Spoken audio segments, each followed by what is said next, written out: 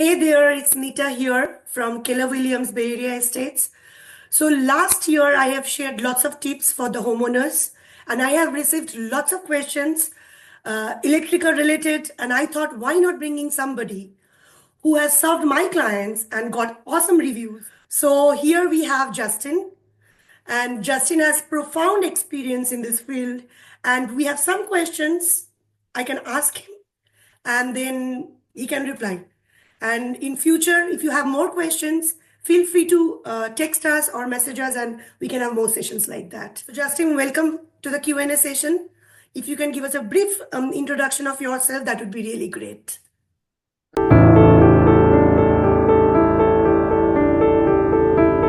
Absolutely, Nita. Thank you. I've been doing electrical for about 10, little under 10 years. It's obviously my career. I didn't have that career before. I was actually in the Army for 9 years before that, and decided to get out because of medical reasons, and decided to become an electrician because my grandfather was an electrician for over 50 years. Yeah. Awesome, awesome. So Justin, shall I just straight go to the questions and start asking you? Yeah, go ahead. I can talk about electrical all day long. Okay, got it, got it. We are not going to make you do that. That's okay. Yeah. So the first question is, what are the first few things buyers should look for while purchasing a home? Okay, that's a great question. So as a homeowner, I think everyone should, definitely look at the electrical system. It's the most expensive operating system in the home, and it's used 24 hours a day. It never gets a break. Things I would look for are recessed lighting. That means you have more up to date remodels and stuff like that. And I would say one of the most important things, if I'm sure everybody's seen an outlet before, two prong and then there's three prong. There's that little prong on the bottom where the two are. And that means your house has a grounding system, which is essentially 100% for safety. That is definitely one thing I would encourage everyone to look at. And it's you could just briefly sweep a room and see if you have that little prong on the bottom. That basically means that it was installed in the last 25, 30 years. Before that, they just ran a one wire system, one hot and a neutral to balance the load. Grounding systems are required, and they're 100% for safety. I would definitely take a look at your panel. And, in San Jose, this area, there's a lot of old homes, and especially the old Victorian type homes, or the track homes, you'll see fuses in your panel. And if you see fuses, I would 100%, without a doubt, upgrade that panel. They used to wire fuses to branch circuits, and they run a lot of stuff off those branch circuits. So they're out to date. They're not as safe as inverse time breakers. And then if you just, panels are usually located somewhere near your garage or outside your garage. If they're located, if you see a panel inside a bathroom, that needs to be moved immediately. That's against code. You cannot do that for obvious dangerous reasons. And if it looks old, and I'm talking to a bunch of people who are not probably professional electricians, but if it looks old, probably old. You want to see actual breakers. In some instances, you'll see if you only have like 7 or 8 breakers inside your panel, it's old.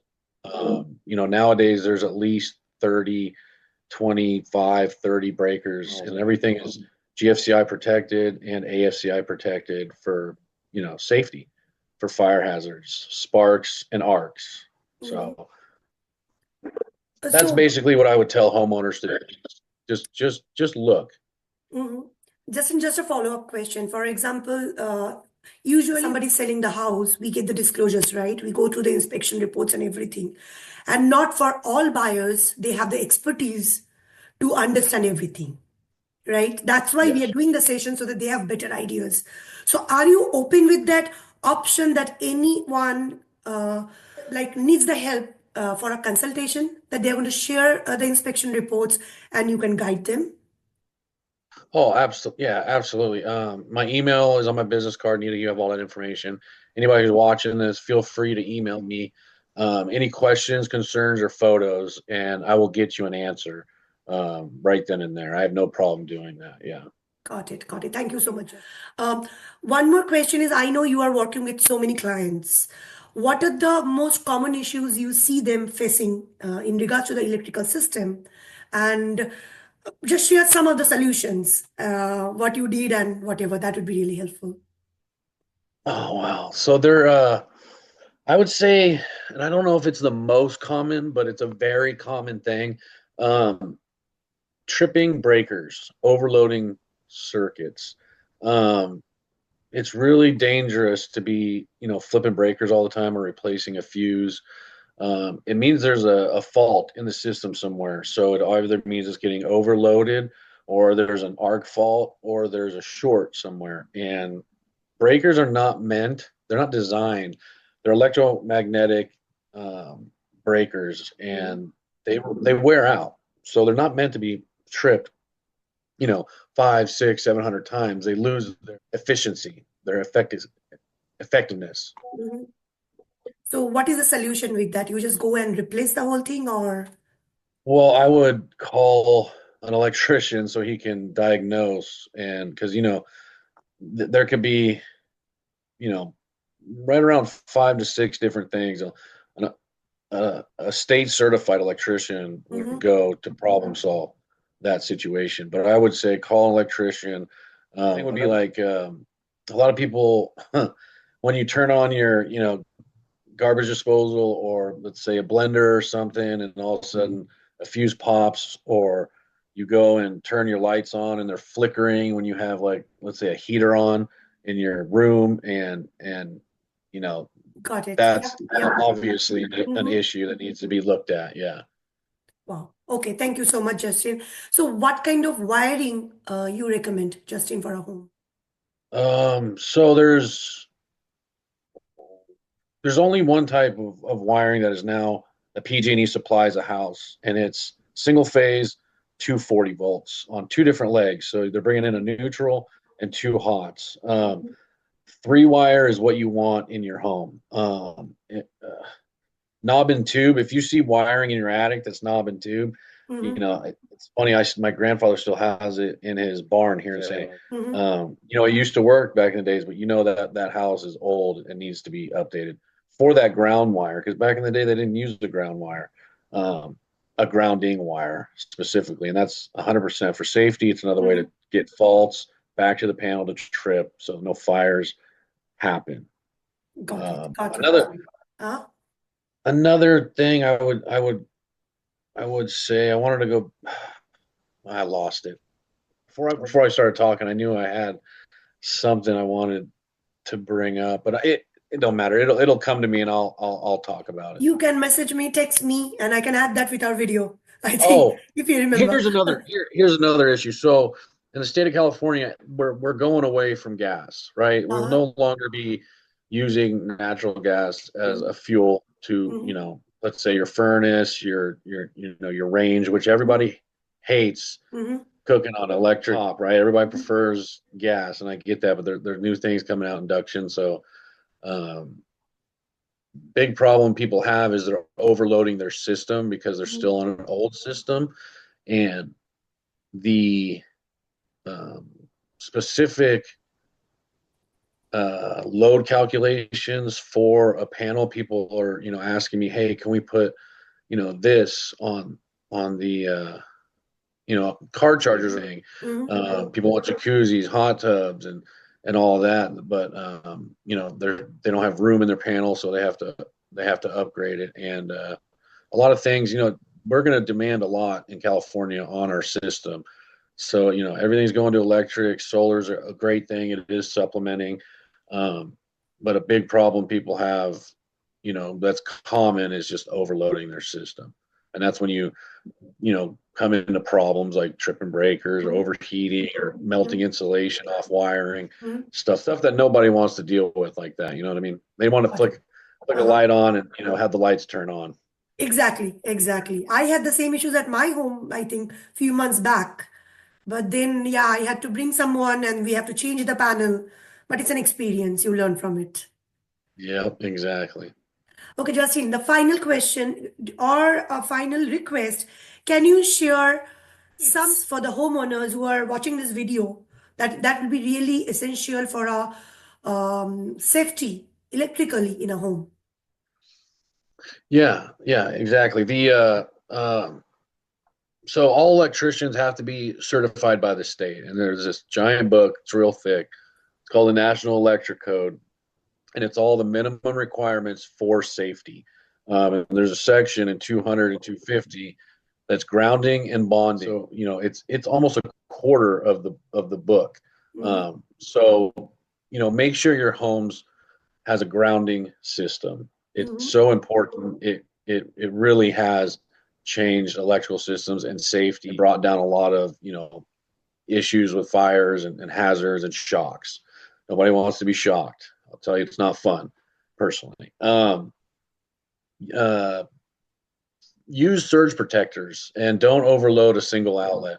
I've walked into many people's homes and seen both outlets with extenders that have 6 outlets, and then they have 2 or 3 surge protectors on there with 6 or 7 outlets, and it's like, oh man, don't do that. You can overheat and start a fire. So but use um, surge protectors for sensitive equipment. That's very important.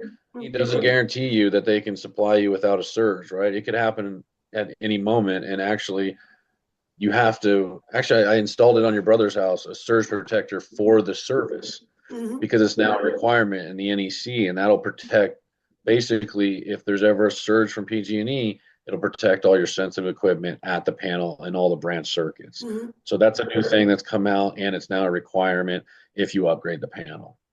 Um, Another safety that these are the big things. Don't use extension cords for permanent wiring. Like, Okay. people will run an extension cord somewhere and power something indefinitely, and their extension cords are used for temporary Mhm, measures, right? Like don't use it for permanent lighting, right? Call an electrician, have a okay. line ran, something, because Uh-huh. it is dangerous. They're not meant to have extension cords are not meant to have a load on them all the time. That's a big issue. The and I'll beat a dead horse with this one. Um, a grounding system, 100% is the most Mhm, guaranteed way to good at night. You have a safety precautionary mhm, measure that electricity, it finds its way to ground. mhm, Every time lightning strikes, it's finding its way to ground. So people put in grounding systems. It's mandatory.